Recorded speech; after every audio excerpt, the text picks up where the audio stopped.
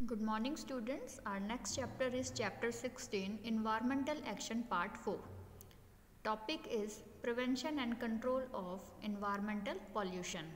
जैसे कि बच्चों आपको यहाँ चैप्टर के टॉपिक से ही पता चल रहा है कि हम इसमें इन्वायरमेंटल पॉल्यूशन चैप्टर पढ़ेंगे और इन्वायरमेंटल पॉल्यूशन क्या होता है और कौन कौन से पॉल्यूशंस हैं इसको कवर करेंगे। तो ये टॉपिक आपने पहले भी पढ़ा हुआ है, आपने +1 में भी ये सारे टॉपिक कवर किए हैं। तो सबसे पहले इन्वायरमेंटल पॉल्यूशन में हम बात करेंगे कि एयर पॉल्यूशन क्या है। एयर पॉल्यूशन क्या है? The addition of undesirable material in the air which are harmful to the organism is called air pollution. Air pollution के कॉजेज़ क्या है? Main causes of air pollution: industries, factories, burning of fossil fuel and petrol, insecticides, smoking, automobiles, radio active radiations, ये सारे air pollution के causes थे। अब हम इसका इफ़ेक्ट पढ़ेंगे कि इफ़ेक्ट क्या है एयर पॉल्यूशन के। रेस्पिरेटरी सिस्टम जो है ह्यूमन बीइंग का, उसको इफ़ेक्ट करता है। Skin problem, eye allergy, cancer, effect on plants and animal, ठीक है। And how to control air pollution, हम एयर पॉल्यूशन को कैसे कंट्रोल कर सकते हैं? Chimneys of the factory should be tall to reduce the ground pollution. Chimneys जो हैं वो हमारे वो जो हैं वो फैक्ट्रीज़ में ऊपर की तरफ होने चाहिए, ठीक है, जिससे कि पॉल्यूशन ना हो लैंड में या ग्राउंड में। Industry should be set up outside the cities, industry जो है सिटीज़ के बाहर होना चाहिए जिससे कि सिटी में, शहर के बीच में पॉल्यूशन ना फैले। यूज़ स्मोकलेस चूल्हा यूज़ करना है। यूज़ CNG, ये आपको पता ही है। Next, acid rain. यहाँ से क्वेश्चन आ जाता है कई बार कि एसिड रेन क्या है।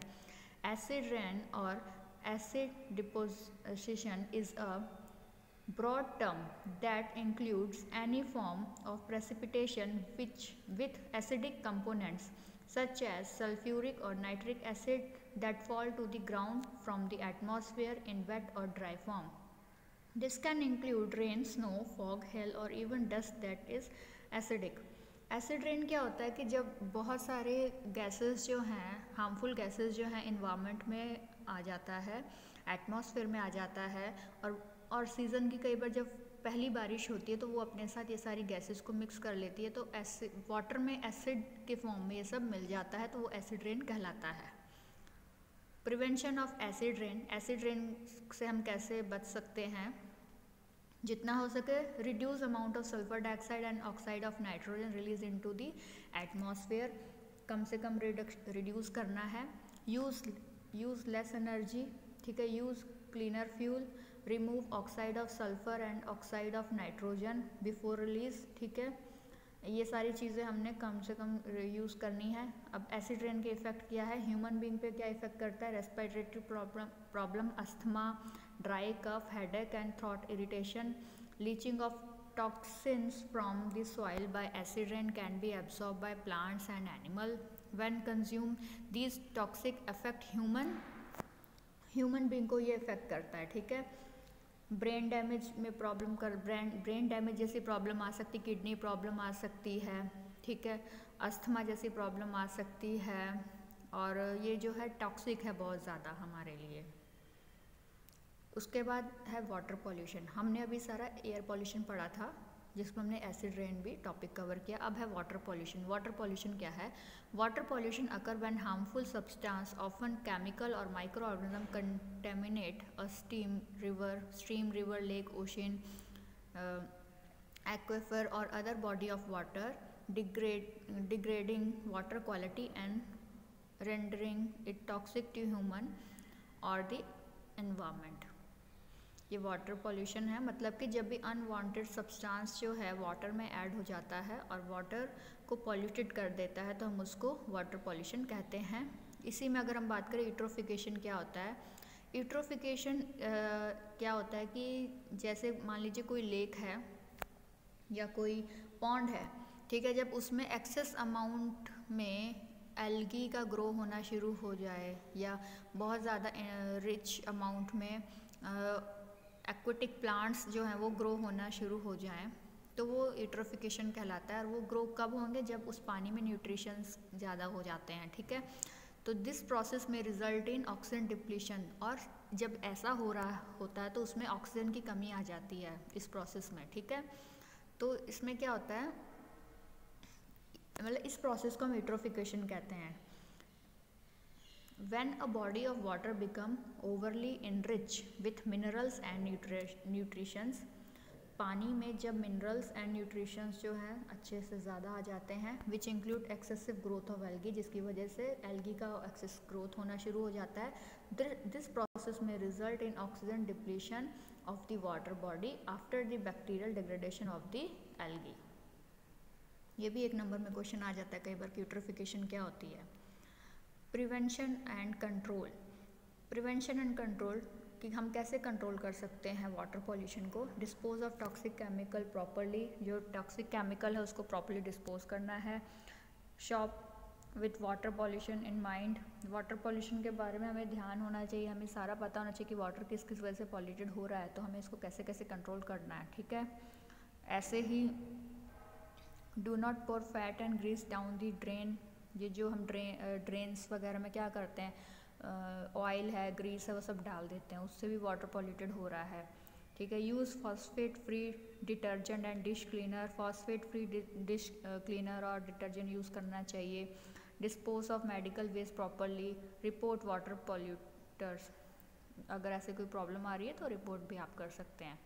Next is soil pollution. Soil pollution क्या होता है, सॉइल कंटेमिनेशन और सॉइल पॉल्यूशन कहते हैं, सेम वही आप इसमें कह सकते हैं। The unwanted substance add in soil और लैंड कॉज सॉइल पॉल्यूशन। अब वो अनवांटेड सब्सटेंस कहाँ से आ रहे हैं, इंडस्ट्री से आ रहा है, फैक्ट्री से आ रहा है, एग्रीकल्चर से आ रहा है, केमिकल से आ रहा है, जो भी है, ठीक है। तो ये कहलाया soil pollution. Main reason of soil pollution, soil pollution के रीज़न क्या है, सबसे पहले मेन प्रॉब्लम है लैंड फिलिंग से related, discharge of industrial waste into the soil, ठीक है, containment water into the soil. उसके बाद अंडरग्राउंड स्टोरेज टैंक से related, excess application of pesticide, herbicide, fertilisers, solid waste से related problem, deforestation and soil erosion, ये सारे इसके causes हैं लैंड पॉल्यूशन के। How to control soil pollution, soil pollution को हम कंट्रोल कैसे करेंगे, जितना हो सके प्लास्टिक बैग जो उसको बैन करें, रिसाइकिल करना सीखें चीज़ों को, reduce, reuse, renews, deforestation ban होना चाहिए, इनकरेजिंग फॉरेस्ट रिप्लेसमेंट प्रोग्राम होना चाहिए, यूज़ केयरफुली फर्टिलाइजर्स, पेस्टिसाइड, ठीक है।